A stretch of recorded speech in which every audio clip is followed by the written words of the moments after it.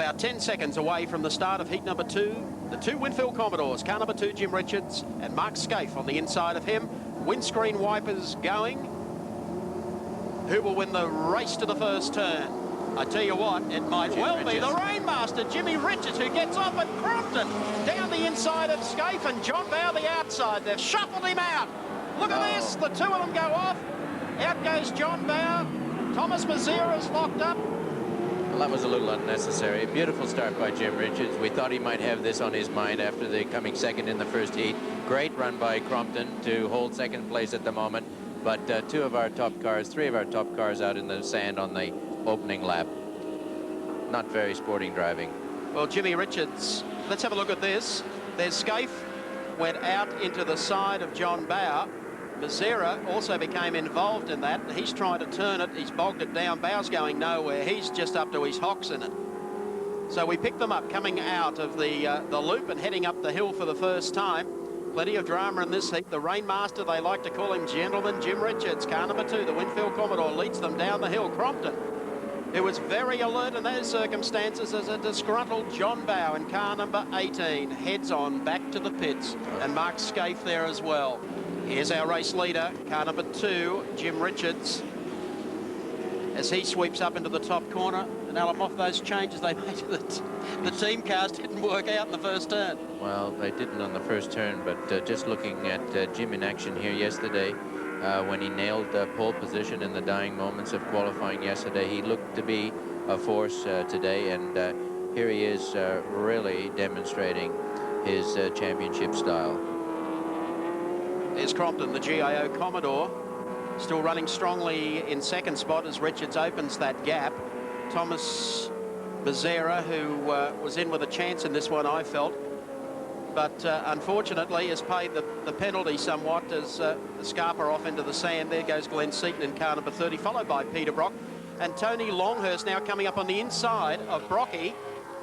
Yes. Longhurst has the only BMW still running here today. A lot of troubles in the first heat with the other BMW cars. They landed up in the sand for one reason or another. And Longhurst throwing it around with gay abandon, letting Brock know he'd like to get by here. He's going to have to get right up alongside him before he can take advantage under brakes. But Tony not shy at all in the rain. There's Mazzera walking back. Pity. Bad luck for Thomas Mazzera. I get his bad luck has paid off a little for Wayne Gardner in heat number 2. And Longhurst, as you mentioned, with the sole running BMW, making some strides here on Peter Brock as they head up the hill. But it'll be interesting just to compare these two cars as they run down the hill. Gardner doing a good job. And here's Brocky with Tony Longhurst. So that the Commodore gets away from the Bimmer down the hill, and then Tony has to try and do it all for the remaining 3/4 of a lap to haul him back in again. There's JB heading back to the pits. We don't see it, no. And Glenn Seton now as well. Problems there for Seton. That's be the first non-finish that he's had. We've pick up on that one a little later, but Glenn Seton out of the race, out of the first heat that he's failed this season. Gee, that is disappointing. And he was anything but happy. He was running just for the championship today, and they expected he had to finish in the top 6 to lock up the championship. Look at this. He's trying everything. You just have to get the power down at a time when you've got a little real estate in front of you, and Tony hasn't got enough real estate in front of him at the moment. He's driving superbly, Longhurst, but Brocky, it seems to be on that 7,500 RPM limiter for every gear change. The thing has been bobbling and cackling all season long. Here's the chance now for Longhurst to really stretch it under brakes as he comes up here on Brocky, but Brocky is onto the brakes early. Just a little dab here, says if you want to pass me, go around the outside, Tone. Well, he might just do that. I'll do that. I'll have a shot at that. The only trouble is that puts you on the wrong side for the next turn. Exactly. Just run out of road there a little bit. And here's Wayne Gardner. He likes the wet and didn't like it too much on a Honda, but I tell you, he's doing a fabulous job here today in a Holden. As he comes out of the turn, he works away on Neil Crompton. Crompton will be checking out the mirrors thinking, oh no, not Captain Chaos. This is Wayne's best showing in the championship. So the lead still held by Jimmy Richards, Neil Crompton, Wayne Gardner. Field day for Commodores here, and the Fords, well, you saw John Bower go off in the first turn. Dick Johnson's just gone into the pits now, and Glenn Seton is out of the race. So the Fords have a little bit of work to do. It's the first time they've felt the pressure. Well, this is a terrible day for the Ford teams. Crompton holding off Gardner. They come to the bottom of the hill. They exit out of that turn.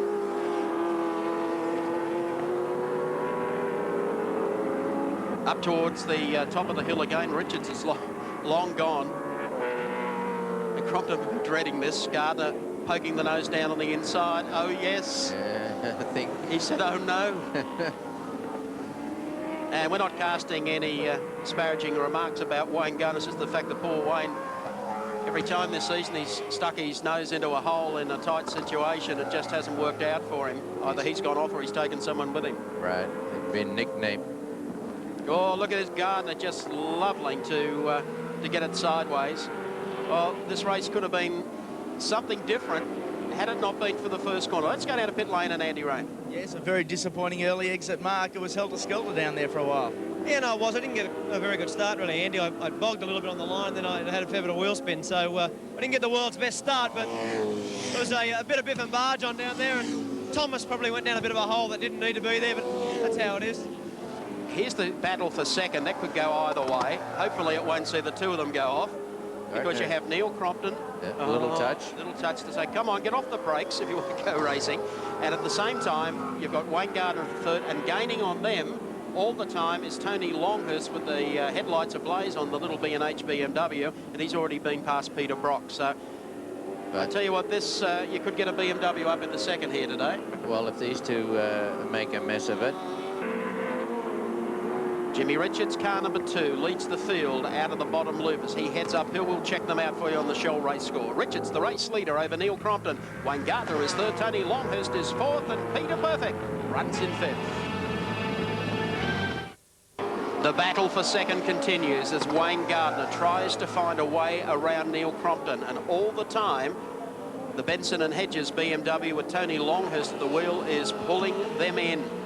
Well, Crompton and Gardner are really flying here. Neil has got the bit between his teeth. He's driving well here, has all weekend, but take nothing away from Wayne Gardner. He feels at home in these wet conditions, and you can just see the way he's throwing the car around. And Longhurst still gaining, and Peter Brock runs back there in fifth spot. Now, Gardner's been as close. You saw a lap ago, just a little tap on the entrance to the first turn to let Neil know that he believes he has enough up his sleeve to pass him. But in the conditions, not only has Crompton driven well here today, Gardner is putting in a superb drive.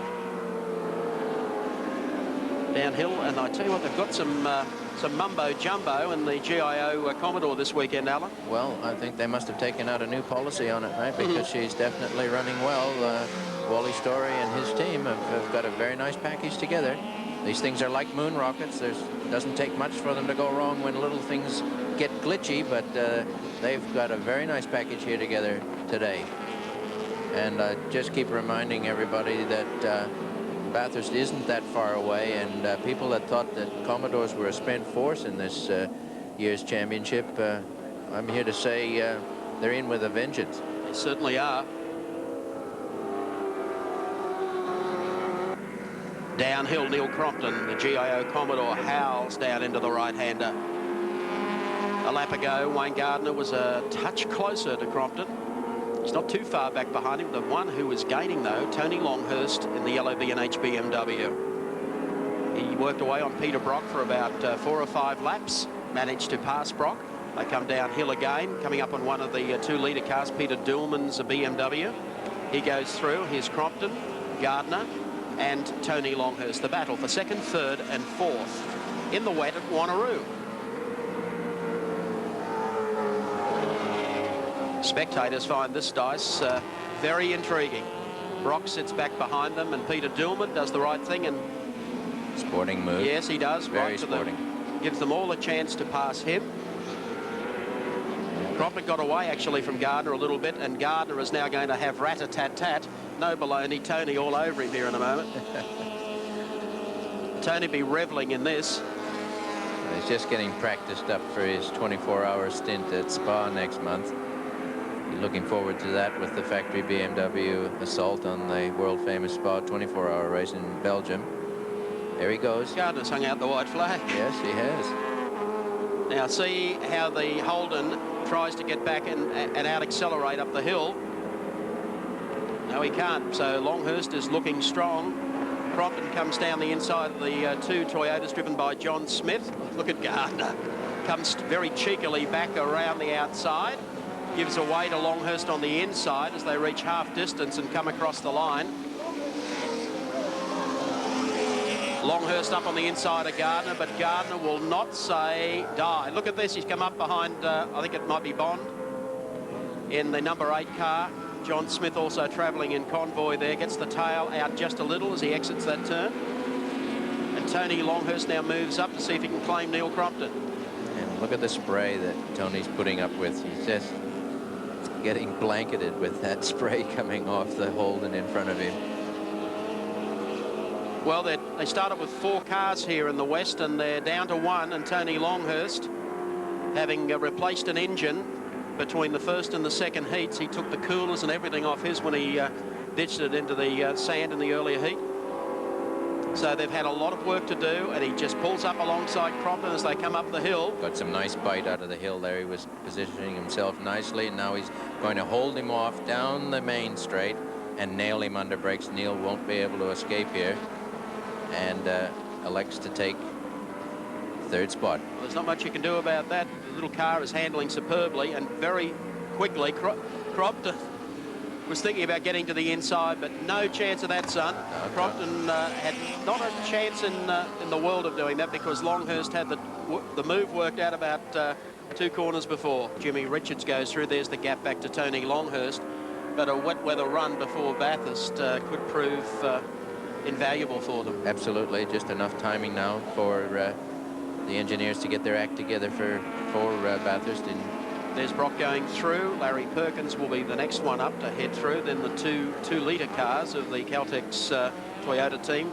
Dillman is the next one through, and behind him it's Alan Jones. So the Peter Jackson team have had a frightful day here today.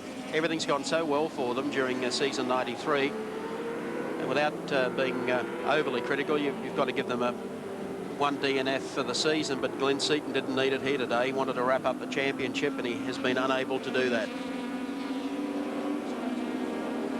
I mean, there'll be a million other contentions that maybe if Alan Jones was to win here today, might take it all the way down to Warren Park, but it still leaves a question mark over it. As we follow car number 35, Alan Jones. Engine sounds good as he exits and heads over the top of the hill on the run down to the right-hander. But in the dry here on Friday, Jones was very much the star of the show. He was setting record times. Jim Richards brings them across the line, 7 laps remaining. Longhurst in the B&H BMW. Tony a little bit more careful, if that's the right description, after having escapaded off the circuit in the first heat. Here comes Crompton. Gardner right on his tail, looking for that dry line, trying to pick up a little bit of dry line, or looking for something. There's Longhurst going down the hill. Neil Crompton comes into view, and Wayne Gardner to the inside of him. The rain has not eased up here at Wanneroo all day. Longhurst comes down the straight, still chasing after Jimmy Richards. Crompton goes through, Gardner right behind him. As Neil's having to drive a little defensively to keep Gardner at bay, but he's entitled to do that. Gardner can't quite get up alongside him. He needs to get alongside him before he can apply an advantage under brakes.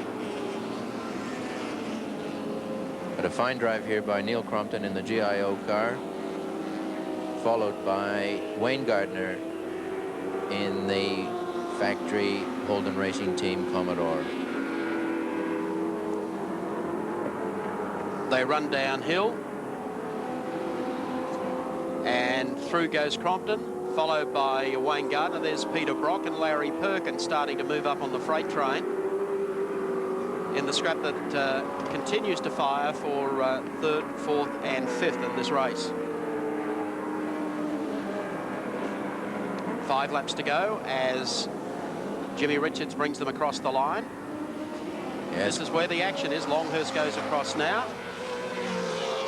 Commodore's 1, 2, 3. No one would have expected that possible 2 races ago, but certainly their aerodynamic devices that were changed at Eastern Creek have just unleashed a tremendous potential for all the Commodore teams. Winfield taking advantage of it most particularly with their lead car out there.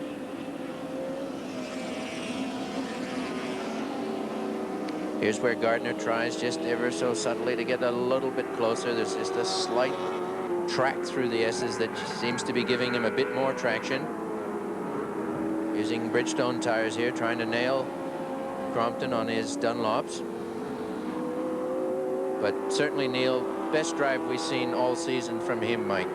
I thought his performance at Wanneroo was outstanding, given the crook ruling against a jump at the start. But he's in a little more company here as Gardner just tries to find a little opening down there, but Crompton is not going to give him an opening. They come across the line now with 4 laps to go. Nothing between Crompton and Gardner. Gardner's flying down pit straight. He looks quite savage in front of us here as he passes the start-finish line.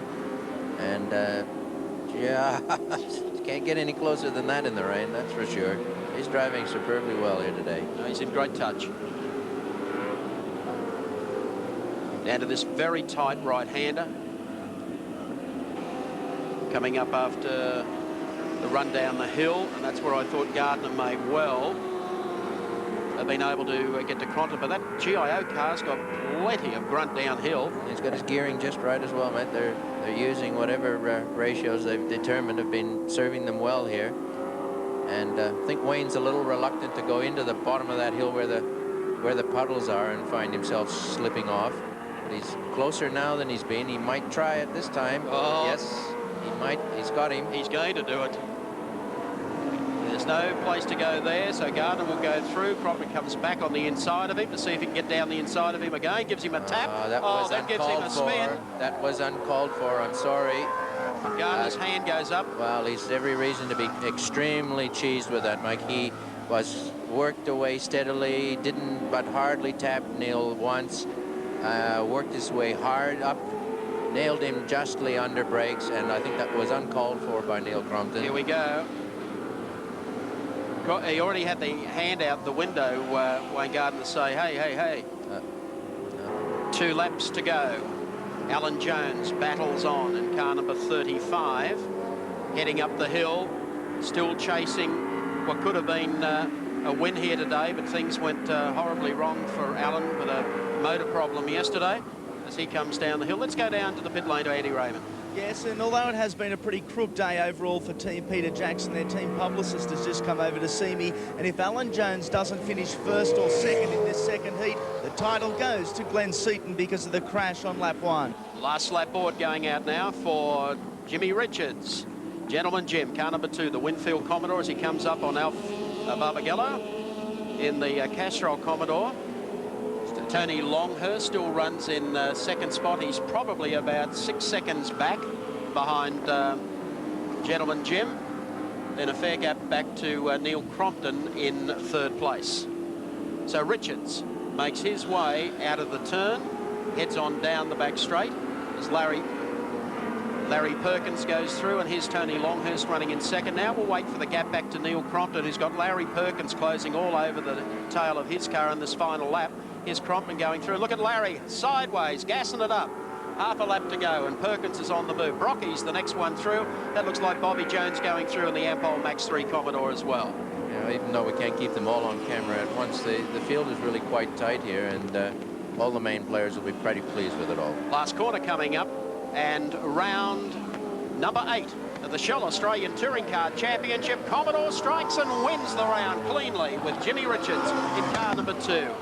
2nd spot will go to the giant killer Tony Longhurst, who absolutely gained some success here today, some success he thoroughly deserves. And third place will go to Neil Crompton in the GIO Commodore as he just gets across the line in front of Larry Perkins. Well done, gentleman Jim. He retains the title of the Rainmaster. Checking them out for you on the Shell race score, Jimmy Richards, the race winner over Tony Longhurst. Neil Crompton finished in third. Fourth was Larry Perkins, and rounding out the five was Zero. Wanneroo Park in Western Australia, the winner of the two-for-all in the championship round at Wanneroo. Second in the second race today, the BMW strikes back. Tony Longhurst. Well done, Tony. No baloney from you today. No, I made a mistake in the first heat. I was going fantastic and locked up the brakes and speared off, and a few other people did it as well. But the second heat, used my head and carved my way through the field. I just wish we had all our races in the wet. I don't think everyone would agree. I don't know, we've got quite a disadvantage in the dry, but I'm just so proud of the guys. They worked an hour and 15 minutes to change engines. It was just a great result. You gave it your best shot. Congratulations. Look forward to seeing you at Oran Park. Thank you very much. Tony Longhurst, one of nature's gentlemen. Second overall in the championship round, without doubt his best ever performance in touring cars. He's a friend of ours too. Neil Crompton for the GIO team. Well done, Cromley. Thank you, Mike. It was a pretty eventful race out there last time, and I'm thrilled for GIO Australia and our sponsors, and of course Wally and Bob and Kim and all the boys have done a tremendous job, so it's very pleasing. Hopefully we can do more of this. I sincerely hope so. An interesting moment there with Wayne Go. That was pretty tight. Yes, it was. Wayne and I were pretty heavily involved in a fierce battle there. It seemed to go for lap after lap, and he got very wide off the exit down there. I got underneath him, and as I gassed up, I kind of understeered into the back of him. Obviously, the black and white boys are jumping up and down, but there's been plenty of it going the other way too, so tit for tat maybe. Well done, Cromley. And the winner overall today of this round, Holden Commodore, takes the victory. The Rainmaster, gentleman Jim Richards. Well done, Jimmy. Thank you, Mike. I think everyone's delighted to see you win one today, and you've done it so convincingly. Yeah, I'm fairly happy too, actually. No, it was a trouble-free race, fortunately for me, but I'd like to thank Winfield, of course, and Yokohama for the great tyres in both heats, and Fred Gibson and all the boys, and Australian Airlines. Thank you very much. And Tom Smith, Motorsport Manager for Shell, to make the presentation. Jimmy Richards wins here today at Wanneroo Park. So points after round 8. Glenn Seton virtually clinches the championship on 176. Alan Jones still in second on 134. Third is John Bowe, 125. Dick Johnson on 91. And Mark Scaife on 87. Well, Alan Moffat, I think Oran Park might be drier, but can the racing get any closer? Well, I don't think it can get too much closer, but certainly the Holdens are back with a vengeance. The championship is tight, and Bathurst is going to be an absolute boomer, Mike. Certainly promises to be. Hope you've enjoyed the action from Wanneroo Park. We look forward to your company for the grand final at Oran Park on Sunday, August 8.